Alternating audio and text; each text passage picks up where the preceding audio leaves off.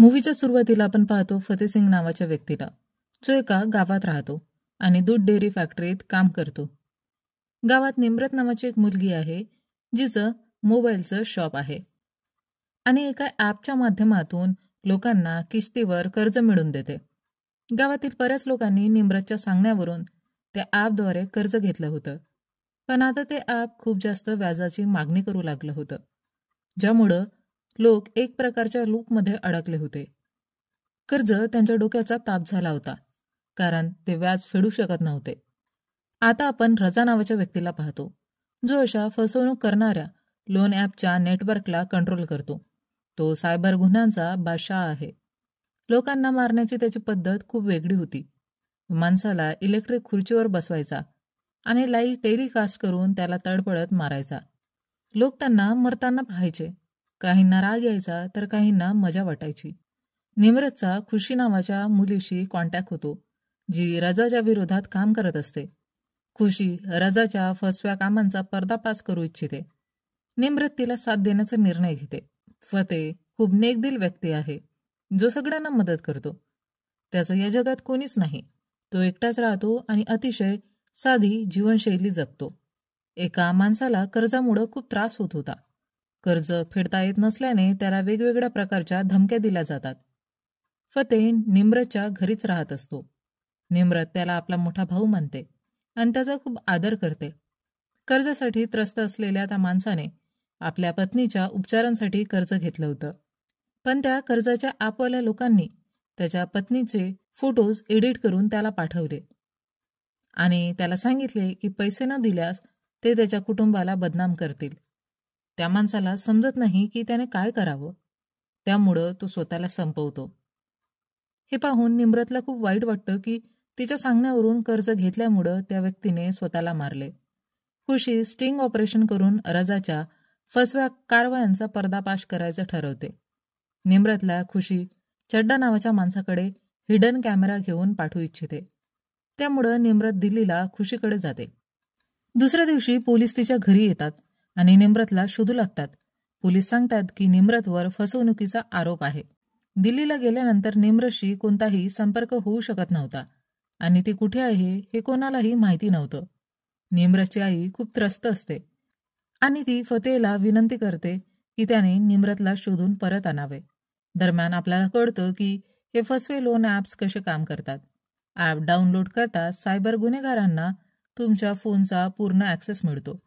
हे गट नेहमी मध्यमवर्गीय कुटुंबे आणि साध्या भोळ्या लोकांना त्यांचं लक्ष बनवायचे. एका क्लिकवर लोन मंजूर होत होते आणि नंतर व्याज व दंडाच्या नावाखाली बनावट FIR नोंदवून ब्लॅकमेल करतात. तुम्ही या जाळ्यातून सहज बाहेर पडू शकत नाही. फतेह निम्रतला आपल्या लहान बहिणीसारखा मानतो. तो तिला शोधण्यासाठी दिल्लीला निघतो. तेव्हा त्याला खुशीचा कॉल येतो. खुशी बोलते की जर तुला निम्रतबद्दल काही माहिती हवी असेल तर त्यासाठी तुला मला भेटावं लागेल. भेटल्यावर खुशी फतेहला सांगते की आम्ही दोघी मिळून चड्डाचा पर्दाफाश करणार होतो. किश्त पे लोनसारखे फेक लोन्स ॲप, माणसांची तस्करी, वसुली आणि इतर इल्लिगल कामे चड्डा हाताळायचा. पोलीस प्रशासनही त्याच्याशी मिळलेलं होतं. निम्रत गळ्यात कॅमेरा लावून स्टिंग ऑपरेशनसाठी गेली होती, पण चड्डाला कळलं आणि त्याने निम्रतचं अपहरण केलं. खुशी फतेहला सांगते की चड्डा कुठे आहे. फतेह न घाबरता थेट चड्डाकडे पोहोचतो आणि निम्रतबद्दल विचारतो. चड्डा काहीच माहीत नसल्याचं आव आणतो आणि निम्रतबद्दल अश्लील बोलतो. चड्डाच्या वागण्याने फतेहला खूप राग येतो. तो शांतपणे फक्त हातपाय चालवत चड्डा आणि त्याच्या सर्व चेल्यांना काही मिनिटात ठार मारतो. फतेहची एक सवय होती की त्याला प्रत्येक वाकडी गोष्ट सरळ करायला आवडायची. चड्डाच्या अड्ड्यावर पोलीस अधिकारी तपास करायला येतात. CCTV फुटेजमध्ये त्यांना फतेह चड्डाच्या अड्ड्याबाहेर बराच वेळ बसलेला दिसतो. त्यामुळं त्यांना त्याच्यावर संशय येतो. चड्डा हा रजाचा माणूस होता. त्यामुळं रजा त्याच्या खास माणसाला सत्यप्रकाशला आदेश देतो की चड्डाला मारणारा कोण आहे त्याने ते शोधून काढावं. सत्यप्रकाश फतेहची माहिती काढतो आणि त्याला फतेह कोण आहे आणि कुठल्या हॉटेलमध्ये राहतो हेही समजतं. मग तो फतेहला मारण्यासाठी गुंड पाठवतो. फतेह सत्यप्रकाशच्या एक पाऊल पुढेच असतो. खुशीने फतेहला आधीच इशारा दिला होता, त्यामुळं फतेह तिकडून निघून गेला होता. खुशीच्या मनात अनेक प्रश्न येत होते की एक सामान्य माणसासारखा दिसणारा फतेह इतक्या मोठ्या गुंडांना कसा मारू शकतो. फतेह सांगतो की तो एका सरकारी एजन्सीचा भाग होता, जिथे अधिकृत आदेश अनौपचारिक पद्धतीने दिले जात होते. परदेशात राहून जे देशाच्या विरोधात काम करत त्यांना संपवणे ही त्या एजन्सीची जबाबदारी होती. फतेहने आपले शेवटचे मिशन पूर्ण केले होते आणि स्वतःचा मृत्यू योजनाबद्ध करून गावात शांतपणे आयुष्य जगायला गेला होता. पण आता निम्रतला वाचवण्यासाठी त्याला परत यावं लागलं होतं. फतेहकडे राहण्यासाठी कोणतेही ठिकाण नव्हते, त्यामुळे खुशी त्याला आपल्या घरी घेऊन जाते. फतेह चांगला दिसत होता, शरीरयष्टीही मजबूत होती, त्यामुळं खुशीला तो थोडा थोडा आवडायला लागतो. फतेह रजा आणि सत्यप्रकाशबद्दल चौकशी करतो. खुशी सांगते की हे दोघं चीनी सायबर गट चालवतात, ज्यांनी किश्त पे लोन सारखे फेक लोन ॲप भारतात आणले आहेत. चड्डा आणि इतर लोकांसोबत ते हे नेटवर्क चालवतात. फतेह दुबईला जातो आपल्या एक्स बॉसला भेटायला, कारण सत्यप्रकाश आणि रजाबद्दल अधिक माहिती फक्त त्याच्याकडेच असते. दुबईहून परत येऊन फतेह सत्यप्रकाशच्या अड्ड्यावर पोहोचतो आणि त्याच्या चेल्यांना ठार करतो. तो सत्यप्रकाशला धमकी देतो की फसवणुकीचा धंदा बंद कर, नाहीतर खूप वाईट परिणाम होतील. फतेह अड्ड्यावरून निघून जातो, पण सत्यप्रकाश शांत बसत नाही. तो खुशीच्या लोकेशनचा शोध घेतो आणि गुंड पाठवतो तिला मारण्यासाठी. पण तिथे फतेह असतो आणि नेहमीप्रमाणे तो गुंडांना ठार करून त्यांची हड्डीपसली एक करतो. प्रत्येक मुलीला वाटतं की तिच्या आयुष्यात एक असा माणूस असावा जो तिच्यासाठी कुणाशीही भिडू शकेल आणि तिचे रक्षण करेल. फतेहने खुशीला वाचवल्याने तिच्या मनात फतेहसाठी प्रेम आणखी वाढते. रजा आता एका बँक सर्व्हरमध्ये व्हायरस घालतो. त्या बँकेचे खाते असलेल्या लोकांना एक मेसेज येतो आणि सर्वांच्या खात्यातून पैसे गायब होतात आणि रजाकडे जमा होतात. फक्त एका बँकला टार्गेट करून करोडो रुपये लुटले जातात. रजा हेच इतर बँकेसोबतही करणार असल्याने फतेहला वाटतं की हे थांबवणं खूप गरजेचं आहे, नाहीतर सामान्य माणसांचे जीवन उद्ध्वस्त होईल. रजा फतेहचा फोटो वापरून डीप फेक व्हिडिओ तयार करतो. त्या व्हिडिओमध्ये दाखवलं जातं की झालेल्या फसवणुकीचा सूत्रधार फतेह आहे आणि तो सर्वांना ललकारतो की दम असेल तर मला रोखून दाखवा. हा व्हिडिओ लोकांच्या मोबाईलमध्ये आणि टीव्हीवर दाखवला जातो. लोक हे खरे मानतात, कारण सामान्य माणूस रिअल आणि फेक यामधला फरक ओळखू शकत नाही. आता पोलीस आणि सत्यप्रकाशचे लोक फतेह आणि खुशीच्या मागे लागतात.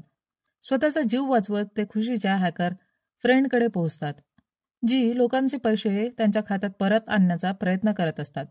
आणि यावेळी पोलीस अधिकारीही सत्यप्रकाशशी मिळालेले असतात.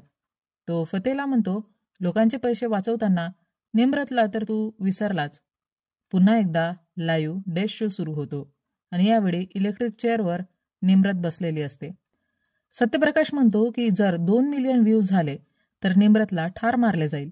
लोक व्हिडिओ बघतात आणि 2 मिलियन व्ह्यूज होतात. सत्यप्रकाश निम्रतला इलेक्ट्रिक शॉक देऊन मारून टाकतो. फतेह काही करू शकत नाही आणि तो फक्त पाहत असतो. फतेहचा राग अनावर होतो आणि तो आधी पोलीस अधिकाऱ्याचा शोध घेतो आणि त्याला ठार करतो. फतेह सत्यप्रकाशकडे जातो आणि त्यालाही निम्रतला ज्या प्रकारे ठार मारले होते त्याच प्रकारे लाईव्ह मृत्यू देतो. खुशी हॅकिंग करून रजाने लोकांकडून लुटलेले सर्व पैसे फ्रीज करते, ज्यामुळं रजा ते पैसे वापरू शकत नाही. आता फक्त रजाच उरतो. फतेह रजाच्या ठिकाणी पोहोचतो, जिथे 200पेक्षा जास्त माणसं त्याच्या संरक्षणासाठी उभी असतात. मात्र फतेह एकट्याने सगळ्यांना ठार करून त्यांच्या रक्तानेच त्यांना रंगवतो आणि सगळीकडे फक्त लाशांचा मेळा असतो.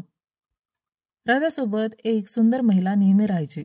इतका रक्तपात पाहून ती खूप घाबरते आणि लपते, पण फतेह तिला सोडत नाही आणि तिलाही संपवतो. रजा म्हणतो, जिथे तू काम करत होतास तिथे मी सुद्धा होतो. तिथे आपल्याला कधीच महत्त्व दिलं गेलं नाही. ते लोक आपल्याला विसरून गेलेत. पण बघ, मी स्वतःचं साम्राज्य उभं केलं आहे आणि आता मी फक्त माझंच ऐकतो. फतेह उत्तर देतो, तुला कधी वाटलं नाही का की तुझ्या सायबर अपराधांमुळं किती गरीब कुटुंबावर दुःखाचा डोंगर कोसळला आहे? रजा उत्तर देतो, मी त्यांना फक्त टेक्नॉलॉजी दिली. त्यांची दुर्दशा ही त्यांच्या लोभामुळे झाली. चांगलं किंवा वाईट काहीच नसतं, फक्त दुर्दैवी लोक असतात. फतेह अधिक वेळ न गमावता त्याला गोळी घालतो आणि त्याचा खेळ संपवतो. काही दिवसांनी फतेह आणि खुशी एकमेकांना भेटतात. खुशी सांगते की ती लंडनला जाणार आहे. दोघांच्या मनात एकमेकांबद्दल प्रेम असतं, पण पहिल्यांदा कोण व्यक्त होणार यावर दोघंही गप्प बसलेले असतात. खुशी निघते तेव्हा फतेह घुमून फिरून तिला विचारतो की ती त्याच्यासोबत आयुष्य घालवेल का. खुशी आनंदाने त्याचा प्रस्ताव स्वीकारते. तेव्हाच एक स्नायपर बंदूक घेऊन फतेहवर निशाणा साधतो. गोळी चालण्याचा आवाज येतो आणि इथे हा चित्रपट संपतो.